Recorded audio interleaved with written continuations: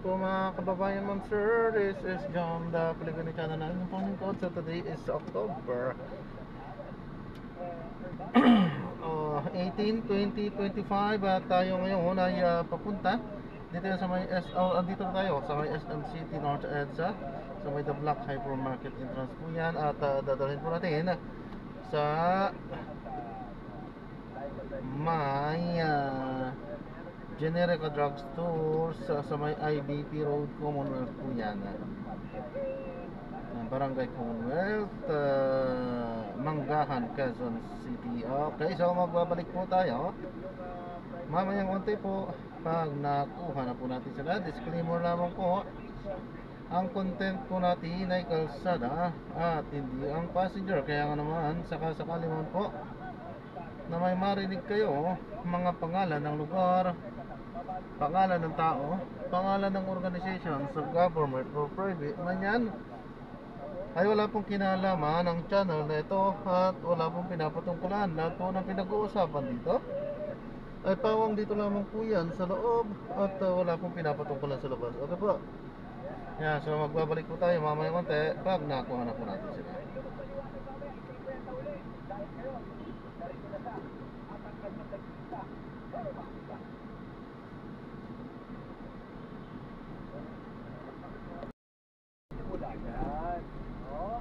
Dahil Guzman, as an agency of government, ay may political will ng gobyerno. Kaya nang i-reactivate ang korupsyon. Sasabihan mo, LTO, sabak mo ang dami ng kotse itong sinasalin na ito. No? Lahat ng kamag-anak na may mga luxury cars, ICT luxury cars. So, kung susuma mo yan, bubunggo mo yan sa kanyang salin. O, LRA, lahat na nangyayang lupa, bahay, mga mansyon, no? At hindi lamang ito yung sinasalin, hindi ng kanyang party. Yung celebration, lahat ng biyahe, no? Halimbawa, si Tokino, dalawang biyahe per week, alabas yan, no? Alabas yan, grabe naman yan.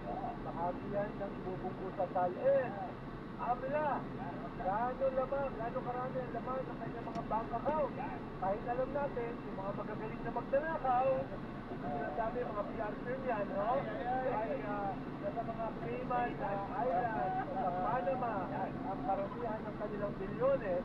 Kahit pa paano, meron ka makikita pa rin dito sa mga banking nila. Bubuklo mo yan sa kanilang statement. So kahit pa paano, makikita mo yung bahagi ang totohanan. Kahit hindi yung kompleto.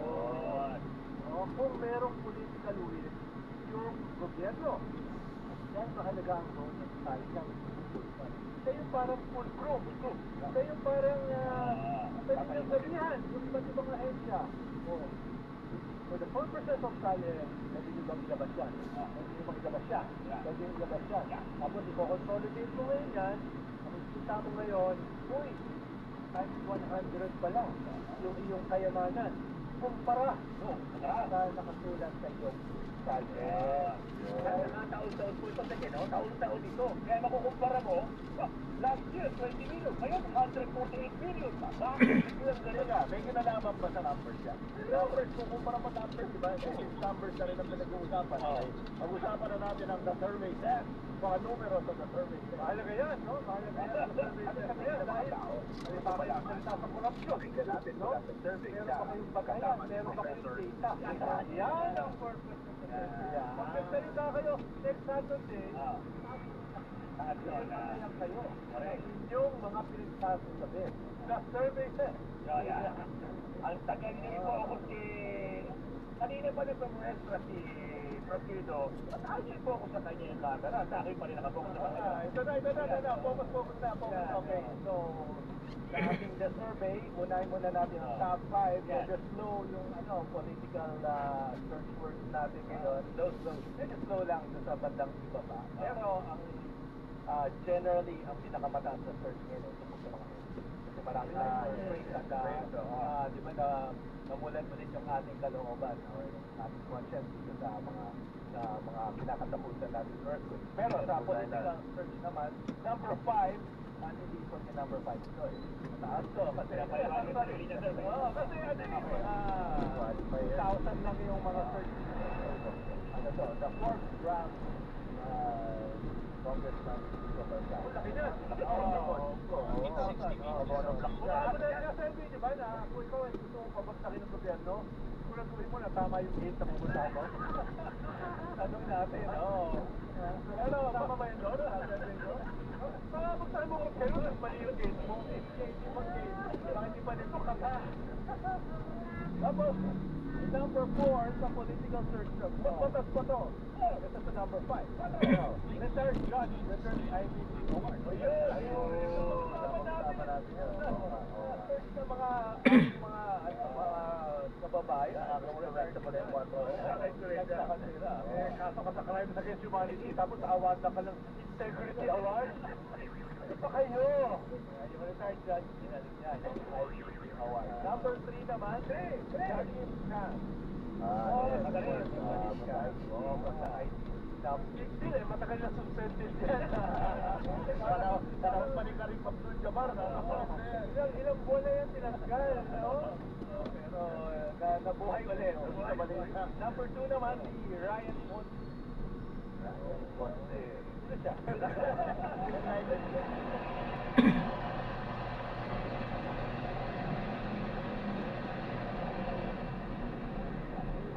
Sa Manila. Oh, the counselor, the sexually harassing counselor. Kayo ay pinag-record. That was Christian C. Okay, this Ryan Ponce is the counselor who sexually harassed and quite honestly disgusting. Kanili talaga. Balik na tayo sa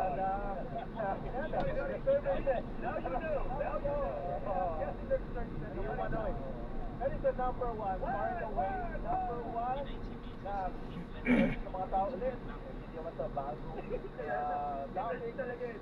South China Sea. Maka-influensya talaga. Every time magkaroon ng ganyang incident, pagka yung ating mga fishermen, yan, na binabalitaan talaga ng ating mga kababayan. Ngayon naman, lipat naman tayo sa offshore research. Yan na. Survey. So, una natin talakayin ito, offshore research, September 25 to 30.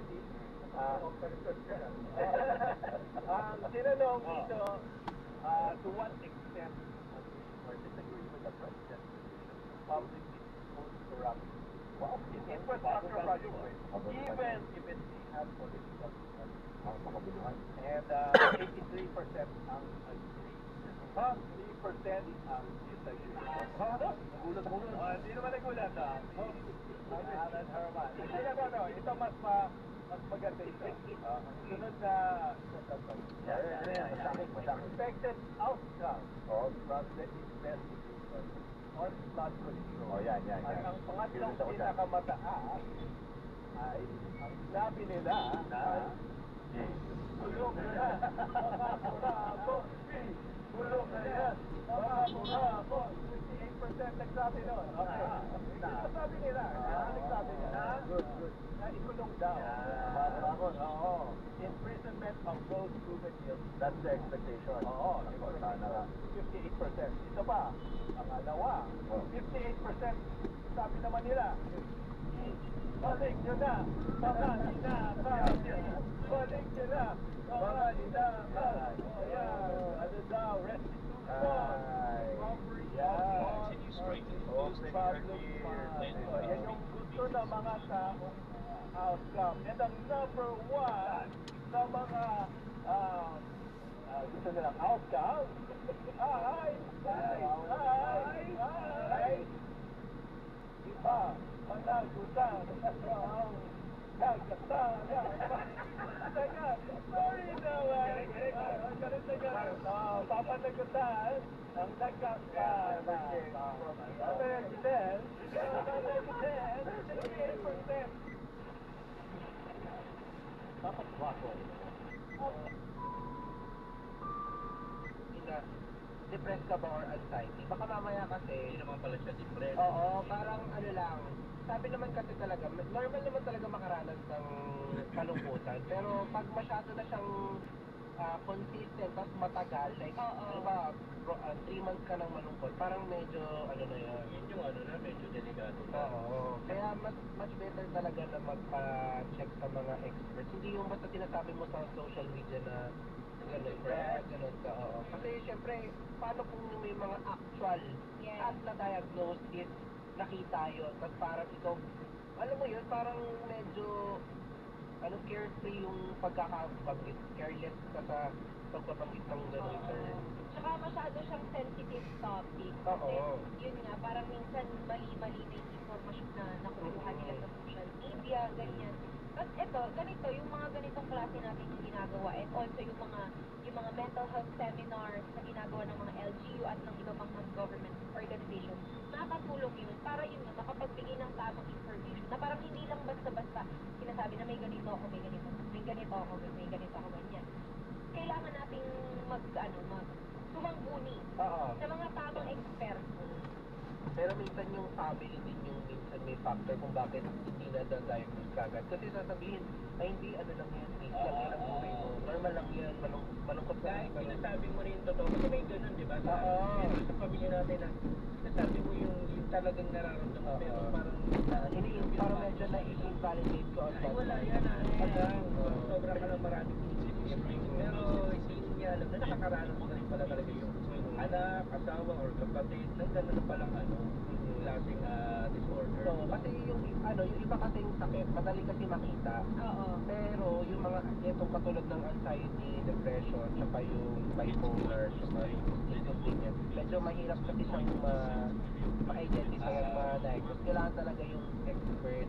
Kasi yung, Complex kasi siya, Oo. alam mo yun, parang hindi siya basta-basta lang ganito, ganyan. Kasi Oo. minsan nakamali din yung pag-pinpoint na nalulungkot ka lang ng ganito, ganito ka na. Diba? So, kailangan talaga ng eksperto para ma-determine mo kung ano ka talaga. Kung meron ka ba talagang ganito. Oo, kasi di ba, hindi ka talagang eating disorder, madali mong ma-distinguish yan. Especially yung pika by paika, parang kung ano yun yung kinakain. Oo. Ayun, madali siya ma-distinguish. Pero yung iba dito parang alam mo yun, Medyo minsan, malalim na. Oo, tsaka minsan nakakatakot, baka it's too late na rin. Kasi syempre pag masyado ka nang ng emotion mo, Parang baka mag-google ka na sa stage, na pala for yung Yes. problema mo. Oo, ikaw namang na yan. Tapos siguro sa atin din, di ba? Parang, oo, siguro may times na we're scared na Oo. aminin sa sarili natin na ganito yung nararamdaman natin. Kasi naman dahil sa tao sa Oo, dahil paligid sa natin. paligid. Oo. Pero sana tayo din mismo hindi tayo maging, alam mo yung denial. Oo. Na nalulungkot tayo. I-feel natin lahat ng emotions. Kasi parte yan ng pagkatao natin. And hindi yan, invalidated. Ganun. Pero yun na, may mga kakilala na ako, may mga kaibigan ako, na kapag nakakaramdam lang siya ng isa sa mga to, nagpapacheck up na talaga. At siya mismo sinasabi niya na may ganito siyang kondisyon. Kasi yung iba natatakot eh. Kapag ka nagpunta ka na ng nagpa-psychiatrist ka, yung iba iniisip, baliw ka na. Oo. Kaya siyempre takot nila masabihin ng baliw, Oo. may sayad. Kaya yung tao, hindi na lang hindi na lang nagsasabi, tahimik na lang, di ba? Yes. Kaya dito pumapasok na dapat maging support system ka ng bawat isa. Tsaka kasi sa mundo ngayon, ang dami nang nangyayari. Yes. Like corruption, mga tapos yung social media kung ano pang tinuturo sa'yo. So parang mahalaga kasi na alam mo yun, cruel na yung world. Yes. Dapat maging kind na lang tayo sa To bawat everyone, isa. maging compassionate. Pero kasi minsan may mga tao din kasing alam mo yun, parang natatakot din kasi mag-share ng problem sa iba. Kasi iniisip din nila na baka yung taong yun is may sariling laban. Kasi di ba parang ngayon, Kaya makadagdag nagiging na ngayon, nagiging norm na kapag mag-share ka ng mabigat na experience or parang may gusto ka i-share sa kaibigan mo, parang tatanungin mo muna siya, are you emotionally available to talk to me? Kasi baka mamaya, yung taong kakausapin mo is may overwhelmed din ang emotions niya. So parang ang mangyari, parang matitrigger lang yung dun sa kakausapin mo. So parang dapat i-practice na kung emotionally available yung tao. Kasi baka mamaya, hindi rin siya makatulog kasi may sarili siyang Oo. Yun. Ayun. Pero at least makatulong tayo doon ha. Basta ano lang, free lang talaga kayo. Kung may nakararamdaman kayong kakaiba or may mga naiisip kayong paulit-ulit bumabalik sa isip nyo, magpatalaga the best is magpa-check up na.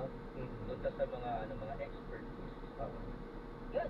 Mga expert. Tsaka may mga LGU naman na nagbibigay ng di ba, ng support. Yes. Yan, o yun. At syempre, meron tayong di ba? Ready na ba natin ipasok yan? Papapasukin na po natin yung mga report sa ating mga radyoman. Unahin natin dito yung permanenteng ban sa mga shareholders, incorporators, at mga executives ng kumpanya na tangkol sa anomalya ng mga government projects iginiit ng isang senador. Ang kasama mo sa balita, Extra Radyoman 6, Conde Bata. DCXL Radyoman Report. Hinimok ni Senate Committee on Finance Chairman Sherwin Gatchalian ng Department of Trade and Industry o DTI na magpataw ng permanenteng ban laban sa mga shareholders, incorporators at mga executives ng kumpanya na nasasangkot sa mga maanumalyang ghost at substandard na government infrastructure projects. Ang DTI ang siyang nangangasiwa sa Philippine Contractors Accreditation Board o PCAP na ang tungkulin naman ay mag-regulate ng mga contractors pero natuklasan sa mga nagdaang pagdinig ng Senado na nabibigyan ng accreditation ang mga contractors na sabit sa anomalya. Tinukoy ni Gatchalian na napakadaling gumawa ng korporasyon sa bansa at kapag may paglabag na ginawa ay bumubuo lamang ulit ng kumpanya at papalitan lang ang pangalan. Iginit ng Senador na iba ng lahat ng mga shareholders, incorporators at mga matataas na opisyal ng isang korporasyon o kumpanya na dawit sa mga irregularidad na proyekto at hindi na payagang sumali sa mga government projects. Tinimok din ni Gatchalian ng PCAP na gamitin ng polisiyang ipinagtutupad ng Government Procurement Policy Board kung saan pinalawak ang blacklisting sa mga kumpanya na nakikilahok sa mga bidding ng proyekto at kasama sa blacklist pati mga kamag-anak ng mga shareholders. Para sa taong 2026, humingi ang DTI at mga attached agencies nito ng 12.4 billion pesos na pondo. Kasama mo sa Senado, Radyoman sa Juan de Bata, Tatak RMN, DZXL 553. Sa iba pang balita, ang National Grid Corporation of the Philippines naghahanda na rin sa pagtama ng bagyong Ramil. Kasama mo sa balita, Extra Radyoman, Gerald Pulem. DCXL Radyoman Report. Ay pagdahan pa ng National Grid Corporation of the Philippines o NGCP sa posibleng epekto ng bagyong Ramil. Ayon sa Power System Operator, nagpapatupad na sila ng mga precaution para malimitahan ang epekto ng bagyo sa kanilang mga transmission operations at pasilidad. Inabil pa ng transmission service provider na pinagbibilangan din ng kanilang paghahanda ang pagsigurong reliable ang kanilang communications equipment, availability ng mga hardware materials at supplies na pwedeng gamitin sa repair ng mga natinsalang mga pasilidad. Nakahanda na rin ang kanilang line crews sa mga strategic area para pamunahan ang agarang restoration work. Kasama mo sa DZXL RMN Manila, Radyo General Piulet Tatak RMN. Sumbungan ng taong bayan, bubuksan din ng Department of Health para sa mga nakatenggang super health centers. Kasama mo sa balita, Extra Radyoman 9, Silem Prito. DCXL Radyoman Report. Pupunta ng Department of Health ang bagong sumbungan upang labanan ang pagkaantala ng mga super health centers sa bansa. Ito'y para magbigay ang direktang boses ng publiko sa nasabing ahensya. Lunsad ng Department of Health simula Lunes ang Offline Bantay Super Health kung saan maaaring agad magpadala ng litrato at video ang publiko bilang ebidensya ng mga nakatengkang pasilidad sa kanilang mga lugar. Ayon kay Health Secretary Ted Herbosa, layo na inisyatiba ito na pabilisin ang pagtugon ng gobyerno at masiguro na nagagamit ng maayos ang pondong nilaan para sa kalusugan. Bahagi rin naman ito ng Citizen Participatory Audit na nagbibigay ng kapangyarihan sa publiko na makilahok mismo sa pagmonitor ng mga proyekto. Nagpapatuloy naman ang investigasyon ng DOH sa mga nataklasang pasilid sa Marikina at Solo na ilang taon lang natenga. Habang nasa kamay na ng Independent Commission for Infrastructure o ICI ang listahan ng may 3 hindi pa operational sa Super Health Center sa Pilipinas. Kasama mo sa lungsod ng Maynila, radyo ng Rebel Silang dito, tatakbayan ng Ligas sa Taytay. At higit 400 survivors ng lindol sa Cebu at Davao sumailalim sa mental health and psychosocial support ng Department of Health.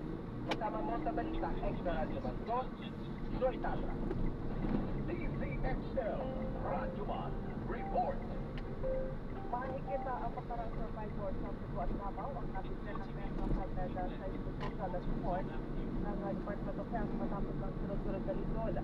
Bilang sa serbisyo ang psychological first aid, psychological processing at rehabilitation para ang pagkakaroon ng post-traumatic stress disorder ng mga survivor. Kasama rin sa sumailalim sa mental health and psychosocial support ang 190 barangay health workers, 179 ng mga nakatatanda at 20 mga bata.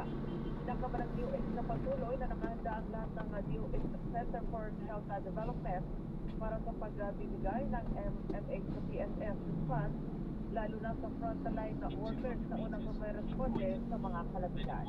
Kasama mo sa Disney sa Manila, Rancho Manchoy, Cogantas, Aldra, Tatak, Orime.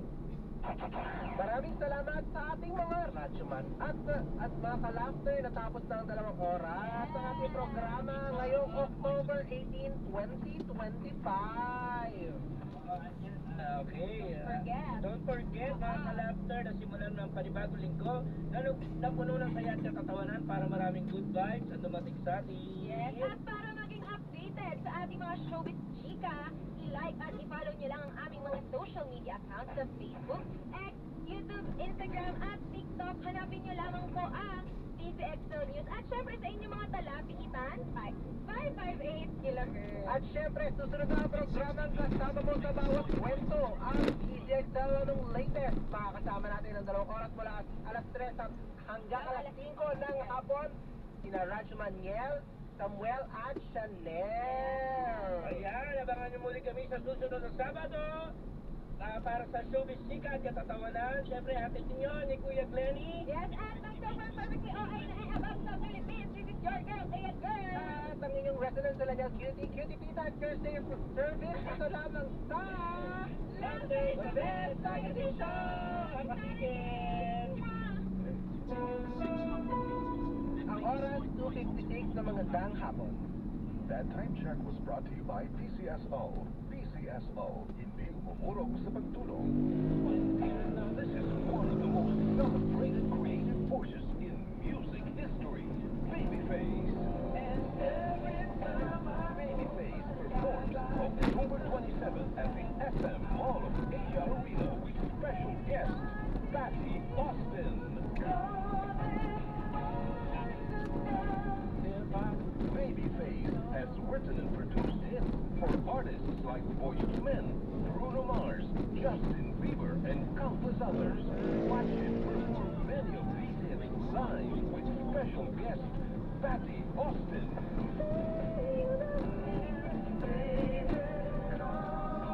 Tickets at smtickets.com. Babyface and Patty Austin live in Manila from Ovation Productions, Blast TV, and DZXL Radio Trabajo 558.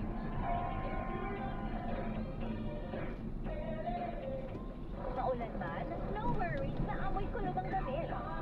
Sabi ko, bakit kumakablong, sandal amoy kulog, sa bango ng charm. Charm Babcon with Bloom Fresh technology.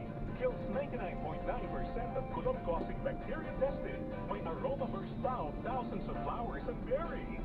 Ang sampay sa loob, naamoy kulog. Kulog, kumakablong sa charm. Manufactured by ACS Manufacturing Corporation. ISO certified world-class quality.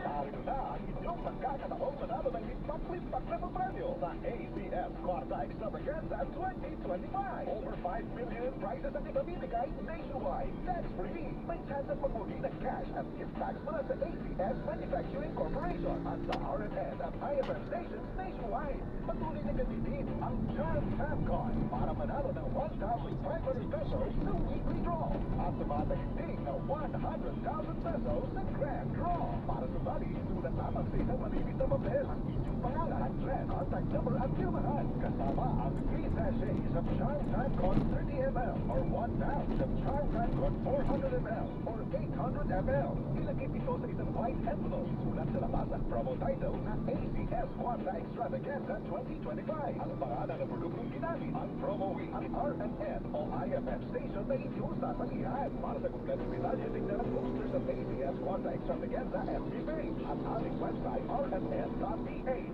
Promo period is from August 24, 2025 to December 20, 2025 through DOH of the ACCHUH.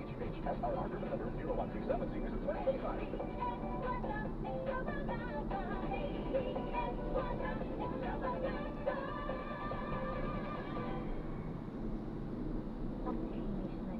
In fairness, nag-glow up. May budget. Susunin. I brought the fire. I brought it. I brought the fire. I brought it. I brought papaya. Glow up with a white rose papaya. It's a glow up sa white rose papaya. May papaya. Diet minimize para sa protein power times 2. Plus shea butter and tea tree oil. White rose papaya. Ulit ang glow up. Regular use health. Results stay very. White rose papaya. Manufactured by ACN ISO certified full plant quality.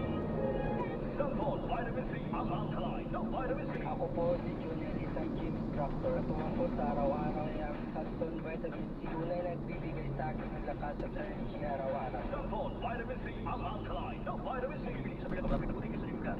Para di madaling masira at sulit ang pamilya, ngayon pala.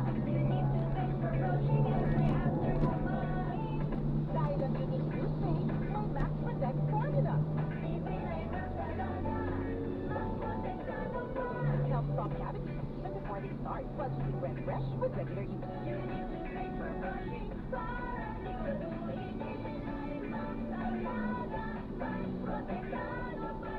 Max Alaga, Max Protektado with unique toothpaste maximum fluoride protection. Manufactured by ACS Manufacturing, ISO certified world-class quality.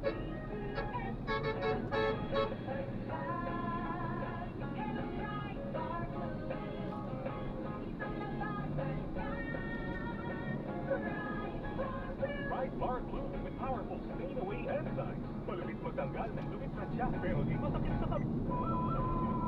Banal na puspus sa kapangyarihan.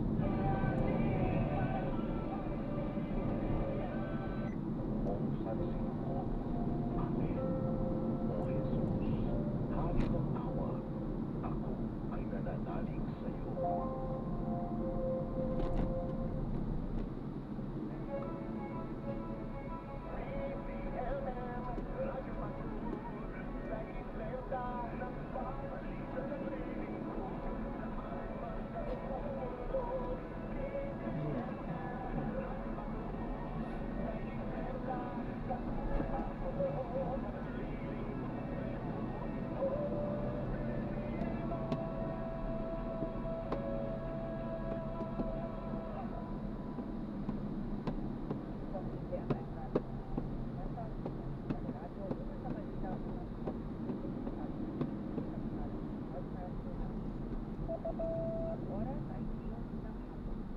Ang oras ay hatid sa inyo ng Flemex Forte European Capsule. Maluwag ang paghinga, tunaw ang plema. Basta nagutin, Flemex!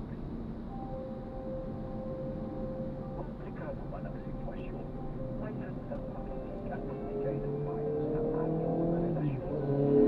Programang magpapalakas ng kumpiyansa sa sarili.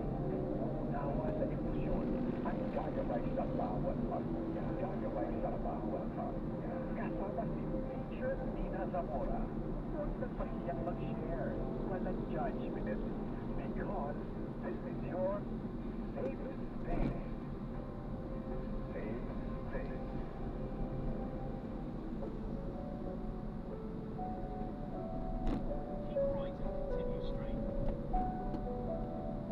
Magandang hapon. practice. Naway magsusunod mo, naway magsusunod mo, naway magsusunod yung issue sa West Philippine Sea. Na yan ay napakatagal na hinangad ng China. Baka hindi mo alam, yan ay matagal ng hinangad ng China. Okay? Kaya nga ho, ang dami na nagrarally nung araw na ang hawak-hawak na bandera ay banderang pula. Bandera ng China. China ho ang sumagat sa rally. Okay, baka hindi nyo alam. Dapat malaman niya. Ang unang tinarget nila, mapalaya ang lahat na US military bases sa Pilipinas. Hindi sila makagagalaw habang nandito pa sa US military bases. Kaya nung mapalis nila noong 1995 sa Cannon Rally, nasok na nila ang West Philippines. Okay? So alam kaya ng mga kaliwa, ng kapwa na Pilipinong sila rin ang nagpahamak sa atin. Yung aking kaibigang mangingisda nagkwento. Mamaya itutuloy ko yan. Uunahin ko muna itong nakabimbing report mula sa GMA Integrated News. Probinsya ng Camarines Norte. Pagkahanda o naghahanda na sa epekto ng bagyong Ramil. Ay iba na yung handa. Habang paparating pa lang ay naghahanda ka. Mahirap yung ikaw ay mahuling nakaupo. Tumutok sa balita na yan, JP Soriano, GMA Integrated News. Magandang hapon, JP. Magandang hapon ka rin ako, tama. Kaya nga talagang importante na talagang maaga pa lang maagap at nagbabantay ang mga otoridad dahil sa mga oras dito ka rin bumubuhos ang malakas na ulan dito sa malaking bahagi ng dahil sa Camarines Norte kung saan tayo naroon ngayon at pinabantayan din ng mga otoridad lalo na ng PCRRMO ng probinsya ng Camarines Norte ang sitwasyon ng dagat lalo pa sa malakas ng hangin at pinagbabawal din ang paglalayag at sa mga oras na ito ay pinairal na ang preemptive evacuation sa ilang coastal barangay pero sa mga oras na ito tuloy natin pagdataan doon sa ilang coastal barangay dito sa dahil sa Camarines Norte hindi man sila titikas pero anumang oras din talagang sinabi na nga sila ay madala sa evacuation center para matiyak ang kanilang kaligtasan. Naging dalawang bayan ang binabantayan sa Camarines Norte, partikular ang mga bayan na malapit sa dagat dahil ang bayan ng Quezon, Balisay, Daet at Mercedes. Ang kapuso, Soriano.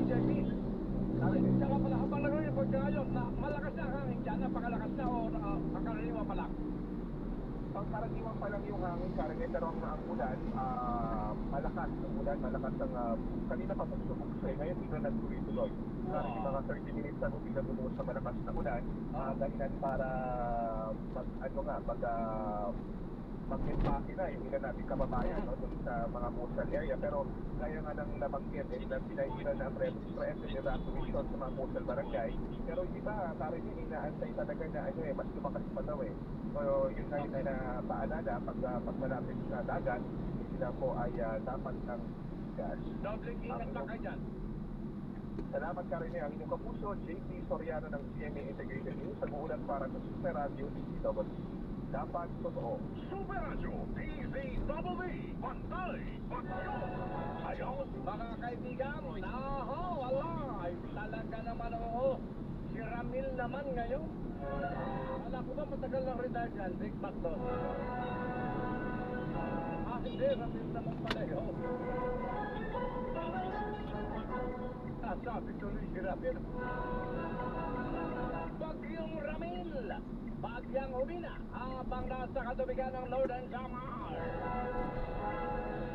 Balitang tinutok ka naman, Luisito Santos. Go! Karane bagyong silang tropical storm o bagyong Ramil habang tinatakang katubigan sakop ng Northern Samar. Patik sa Tropical Cyclone Bulletin number 10 ng Pag-asa atong 1 p.m. muling namataan ang sentro ng bagyo sa ilagang silangan ng Lawang, Northern Samar. May lakas ito ang hangin na aabot sa 65 km per hour malapit sa gitna. Pagpugso na abot sa 60 km kada oras. kumikilos naman ito sa kanluran sa 25 km per hour. Samantala, nakataas naman ang tropical cyclone wind signal number 2 Walang- sa ilang mga ito. lugar sa Luzon, kabilang Aha. ang northern portion ng Parang Aurora, pagkain po. Pulido Island, Camarines Norte, Sige po. Catanduanes, northern portion ng Camarines Sur, Ingat, God eastern bless. portion ng Albay, at northeastern portion ng Sorsogon. Sa Visayas, nakataas naman ang signal number 2 sa northeastern portion ng Ayan, so Northern na-drop Samar. na natin sila. So maraming salamat po sa panonood. Hanggang sa muli po, ingat at God bless. Paalam po muna pansamantala at tayo ay gagawa na ng ibang video sa ating susunod na misyon. Paalam po muna pansamantala po. So this is Jump pa rin, The Filipino Channel, ang inyo pong nagkot. Paalam po. Eastern portion ng Tarlac, northern at eastern portion ng Quezon, at nalalagipang bahagi ng Camarines Sur, Albay, Sorsogon, Murias Island at Rizal Island. Samantala, nakataas din ang signal number 2 sa iba't ibang mga lugar sa Visayas, sa mga nalalagipang bahagi ng Northern Samar, northern portion ng Eastern Samar at northern portion Paalam po.